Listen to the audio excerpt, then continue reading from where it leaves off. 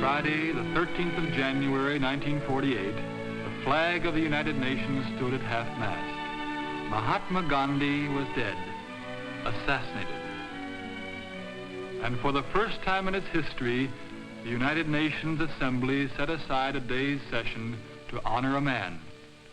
Not the head of a state, a general, a king, but a lone man who, without army, riches, or political alliance, had been called the most powerful man of the 20th century. Who was this man that all the world should mourn over him? 5 feet 5 inches tall, wearing a hand-spun cotton loincloth like the poorest of India's untouchables. What then was the power of this man? Mohandas Karamchand Gandhi was born in Porbandar in western India on October 2nd, 1869. His Indian forefathers had long ago discovered infinite sources of power unknown to the scientists of the Western countries. This force is to be found not in chemistry or physics, but in the spiritual nature of men. The Indian people call this power the Atma. A man of unusual spiritual force is called a Mahātmā, a great soul. While young Gandhi was a law student in London, England, he began to probe more deeply for an understanding of the nature of life, of truth, of love, of power.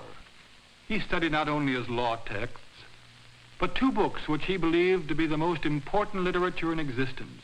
One was the Bhagavad Gita, the most ancient sacred book of India, and the other, the Bible. In the Gita, Gandhi learned about love, the force that holds people together and causes them to rise above themselves. There are good and evil in every man, but when a person loves, he strengthens the good in those about him. Truth, combined with love, is the greatest force in all the earth. Gandhi was to call its use nonviolence, satyagraha, a greater power than that of the largest gun or bomb or army. In the Bible, especially in Jesus' Sermon on the Mount, young Gandhi found profound answers to his profound questions. The Gita and the Bible together offered to Gandhi's people the way of freedom and self-realization, and to these beliefs he eventually gave his life. Graduating from law school at the age of 22, he returned to India in 1891.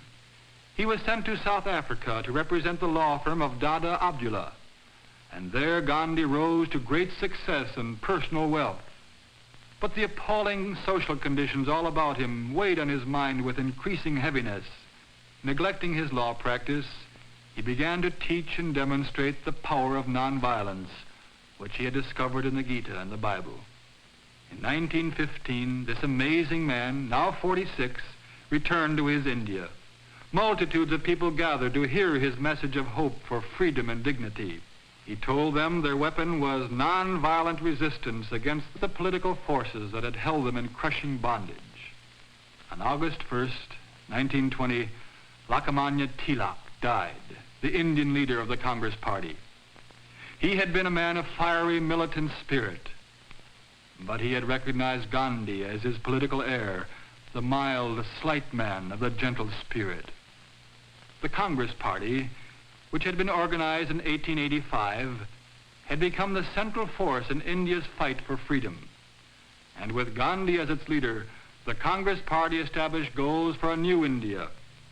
The people of the untouchables caste must be given equality and dignity. Indians, both wealthy and poor, must discipline themselves to a new morality: no alcohol, no opium. India's 300 million Hindus and 100 million Muslims must cease their bitter and deadly rivalry.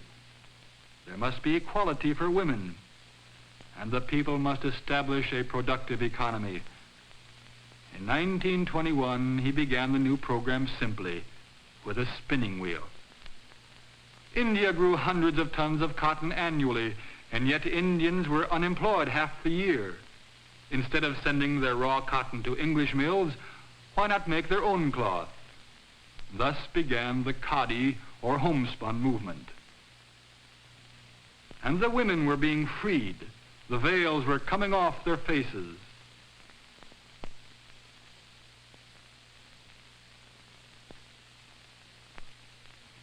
At the Madras Congress, there were clear signs of India's new self-discipline and self-confidence. Gandhi came, his hands pressed together in the Hindu greeting which means, "My love and reverence to the God in you."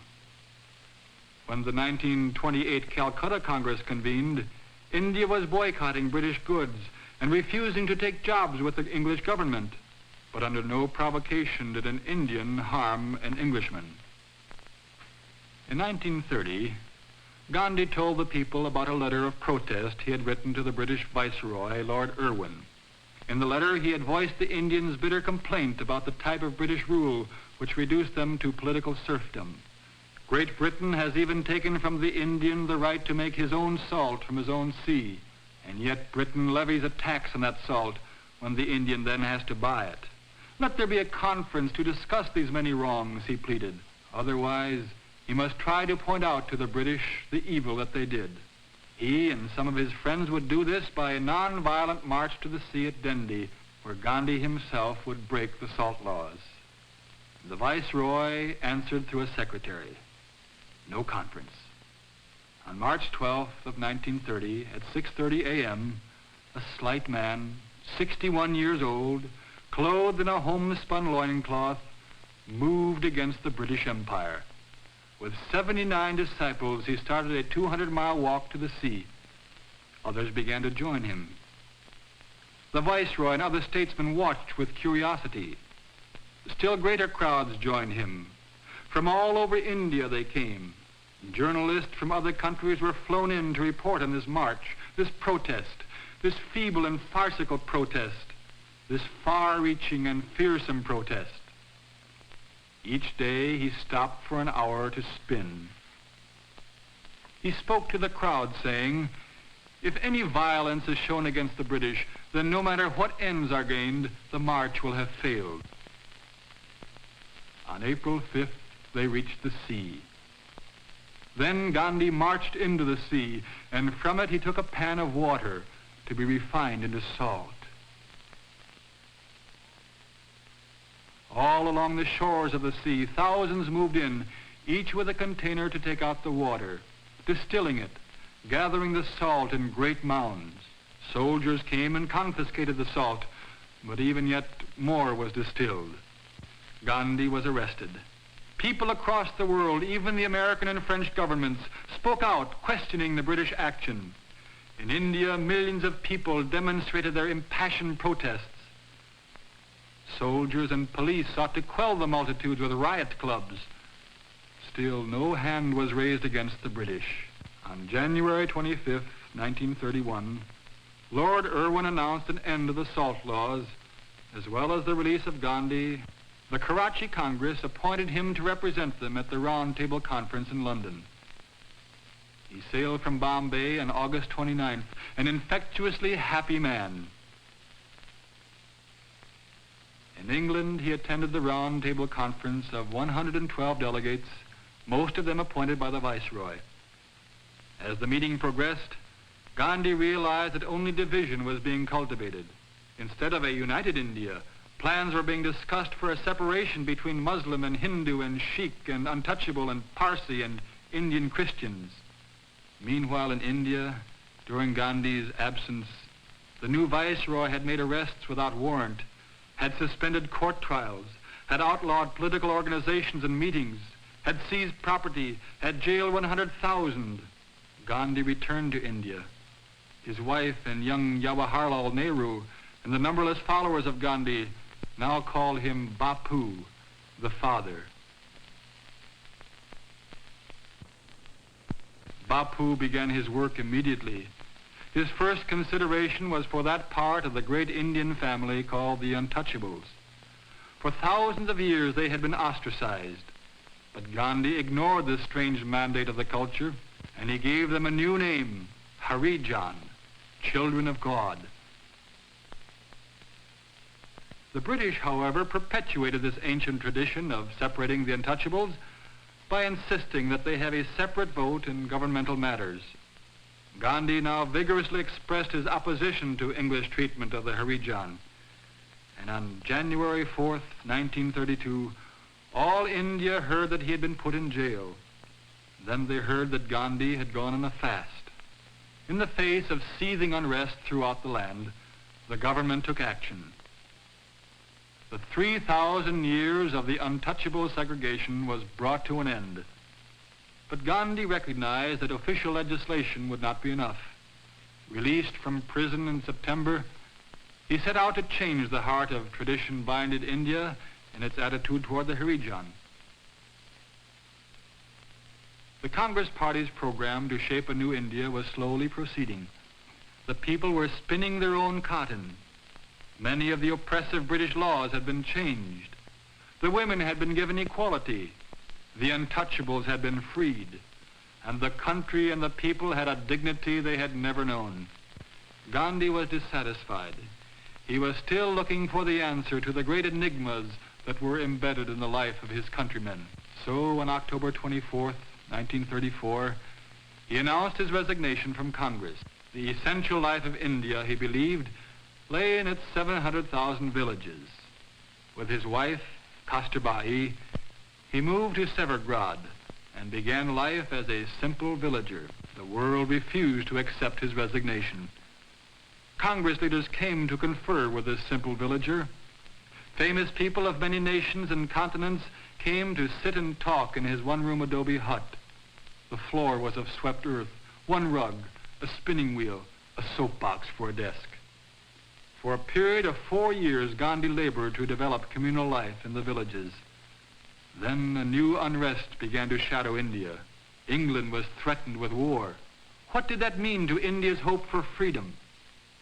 In 1938, Gandhi was forced back into politics. Serious differences of opinion began to manifest themselves in the Congress. Chandra Bose, now the Congress leader, was saying to the populace, "Give me blood, and I promise you freedom." Gandhi said, "Nations are violently giving demonstration of savage and futile warfare as a means of settling their differences. Now is the time to demonstrate nonviolence as the better means of seeking agreement and truth." In 1939, when the war exploded over Europe and Asia, there were many who followed Bose. Nonviolence was too idealistic, too difficult, too slow. On March 22nd, 1942, Sir Stafford Cripps met with the Congress leaders and proposed that a new Indian constitution be drawn up after the war. Gandhi called this proposal a post-dated check and left the meeting not to return. He now had but 2 words to say to their English overlords: "Quit India." These words electrified India. They set off an outburst of demonstrations throughout the land. The jails were filled far beyond their capacity. Gandhi and Kasturbai were among the prisoners. And while imprisoned, Gandhi's beloved Kasturbai died, her head in her husband's lap. For 62 years they had been married. Gandhi said of her, "She was more of me than I was of myself." After a dangerously weakening fast, the 75-year-old man was released from prison on May 6th. 75 years. What had been accomplished? Muslim and Hindu were hatefully engaged in outbreaks against each other. Britain still held India in a crushing grip. The world's warring temperament was creeping over Gandhi's people. Still he went on, working, searching, praying. Then, on historic August 12th, 1946, Jawaharlal Nehru, Gandhi's friend, was commissioned by Sir Archibald Wavell to form the Indian government. While the new premier reviewed the troops at the frontier, Gandhi quietly and patiently traveled among the Muslims and Hindus who were at civil war with each other. But he went to Noakhali, a district 80% Muslim, on a pilgrimage of personal penance because Gandhi believed he shared the guilt for this internal strife.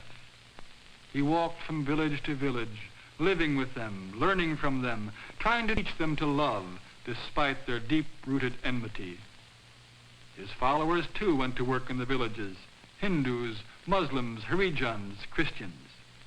And at his meetings for prayer, the Bible, the Quran, the Talmud, the Gita, all were read with reverence. The riots quieted. And on August 15th, 1947, the flag of independence flew over emancipated India. Free India, proud India, jubilant India. Pakistan was declared a separate Muslim state, according to the demands of Jinnah and the Muslim League. While the people celebrated, the British withdrew their military forces. Although there were problems still to be worked out, this was the consummation of Gandhi's dream. India stood before all nations as a symbol that nonviolence can be an invincible force. It can bring about the peaceful solution of international differences. And so independence came to India. And at the center of all, Gandhi, father, Bapu.